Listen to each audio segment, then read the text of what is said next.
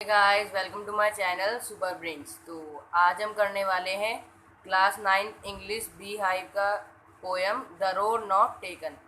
तो चलिए शुरू करते हैं। तो रोड नॉट टेकन को लिखा है रॉबर्ट फ्रॉस्ट ने। तो हम पहला स्टैंजा पढ़ते हैं। Two roads diverged in a yellow wood, and sorry I could not travel both, and be one traveler long stood and looked down one as far as I could to where it bent in the undergrowth। तो इसका मतलब ये निकलता है कि जो हमारे कवि हैं, जो हमारे पोएट हैं, वो एक जंगल में यात्रा कर रहे हैं और उनके सामने दो रोड आती हैं, यानी वो इस जगह पर पहुंच जाते हैं जहाँ पर दो रोड अलग अलग दिशाओं की ओर चली जाती हैं। तो वह दुखी हो जाते हैं, थोड़ा परेशान हो जाते हैं कि मैं किस रोड की तरफ जाऊं। तो फिर वो बहुत देर तक उसी जगह पर खड़े रहते हैं। फिर कुछ समय बाद वह एक रोड को देखते हैं जो कि बहुत आगे तक जाती है। फिर आगे अंत तक जाकर वह एक मोड़ ले लेती है और झाड़ियों की ओर जाकर ओझल हो जाती है, यानी झाड़ियों पत्तों में ओझल हो जाती है। तो अब हम दूसरा स्टैंजा शुरू करते हैं। Then took the other just as fair, and having perhaps the better claim, because it was grassy and wanted wear, though as for that the passing there had warned them really about the same।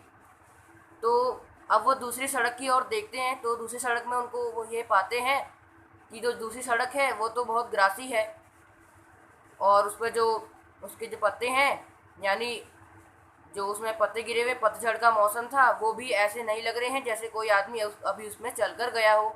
यानी वो दूसरी road ऐसी थी जिसमें लोग कम चला करते थे, कम ट्रैवल किया करते थे। तो वो ये कहते हैं कि जो दूसरी रोड थी वो पहली रोड की तरह ही सुंदर थी और ग्रासी थी। और ये कहते हुए भी वह वहीं पर उसी स्थान पर रुके रहते हैं और सोचते रहते हैं कि मैं कौन सी रोड को चुनूँ।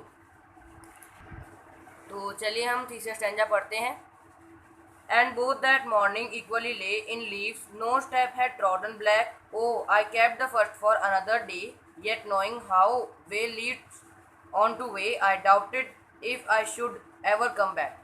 तो इसमें हमारे जो पोएट हैं रॉबर्ट फ्रॉस्ट, वो ये कहते हैं कि उस सुबह क्या था कि उस सुबह जो पतझड़ के मौसम में जो पत्ते गिरे हुए थे, यानी येलो लीव्स जो थी, वो ट्रॉडन ब्लैक नहीं हुई थी, यानी उस पर अभी कोई चलकर नहीं गया था।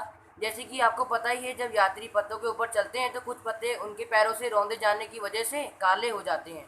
तो वो काले नहीं हुए थे, यानी कोई भी अभी उन दोनों सड़क पर यात्रा नहीं किया था, किसी ने भी यात्रा नहीं करी थी उस सुबह। तो वो ये कहते हैं कि मैंने जो पहली सड़क है वो दूसरे दिन के लिए बचा कर रखी और मैं दूसरी सड़क की तरफ चला गया।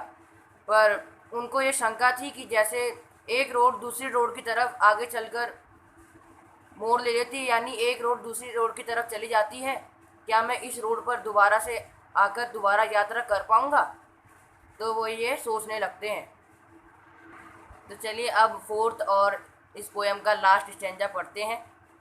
I shall be telling this with a sigh, somewhere ages and ages hence, two roads diverged in a wood, and I took the one less travelled by, and that has made all the difference।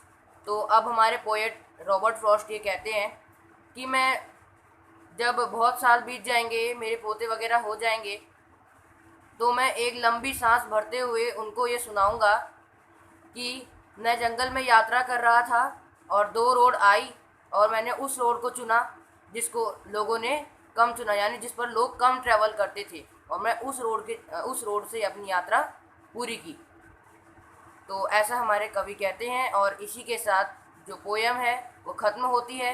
और last में Robert Frost कहते हैं कि दूसरी road की वजह से मेरे में बहुत सारे अंतर आ गए, इसी वजह से मुझ में डिफरेंस आ गया और इसी चीज़ ने मेरे में डिफरेंस बना दिया, मुझ में अंतर ला दिए। तो ये रॉबर्ट फ्रॉस्ट का कहना था। तो रॉबर्ट फ्रॉस्ट ये बताना चाहते हैं कि जैसे उन्होंने अपने लिए सोच समझकर ये फ़ैसला लिया, वैसे ही आपके पास भी जीवन में कहीं ऐसे मोड़ आएंगे जहाँ पर आपको अपना फ़ैसला खुद लेना पड़ेगा। और रॉबर्ट फ्रॉस्ट ये बताना चाहते हैं कि वो लोगों को फॉलो नहीं करना चाहते थे, बल्कि वो चाहते थे कि लोग उनको फॉलो करें। तो ऐसे ही वो आपको भी प्रेरणा देते हैं कि वो काम कीजिए जिसमें आप लोगों को नहीं बल्कि लोग आपको फॉलो करना चाहेंगे। तो thanks for watching my video. इसी के साथ ये रोड नॉट टेकन की पोएम भी ख़त्म होती है। तो प्लीज़ ये याद रखना कि road not taken Robert Frost के द्वारा लिखी गई है। Thanks for watching my video. Please like share and subscribe.